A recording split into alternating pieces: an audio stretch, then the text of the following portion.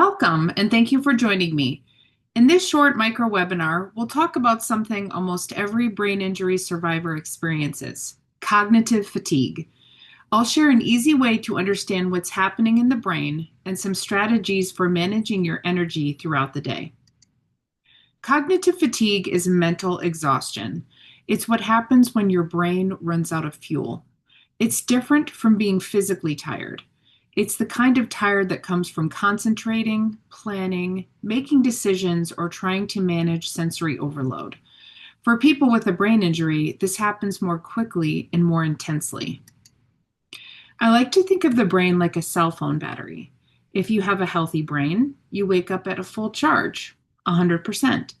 But after a brain injury, you might start the day at 60% or 70%.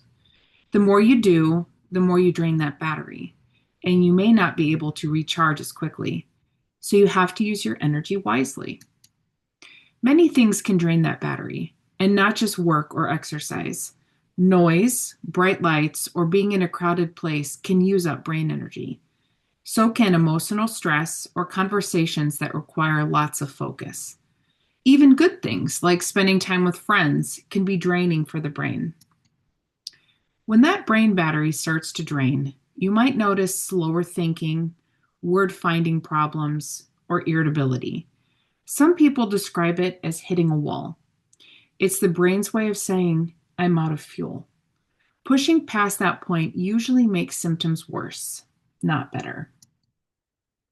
Because your battery isn't full, you have to be more intentional about how you spend your energy.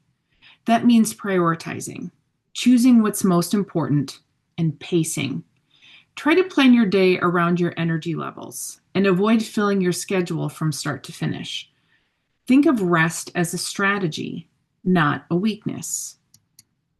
Just like plugging in your phone, your brain needs chances to recharge. Sometimes that's a nap or a short rest in a quiet room. Sometimes it's deep breathing, stretching, or turning off screens for a few minutes. Find out what works best for you and try to recharge before you're completely drained. Fatigue isn't always visible, so communication helps. Let people know when your brain is tired or when you need a break. Some people use a traffic light system: green for good energy, yellow for I'm slowing down, and red for it's time to rest. You can also set reminders to take brain breaks before you hit a wall.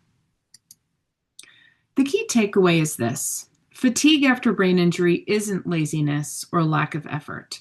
It's neurological.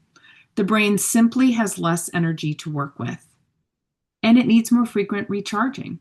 With planning and pacing, you can make that limited battery last longer and live more comfortably. Thank you for joining us today.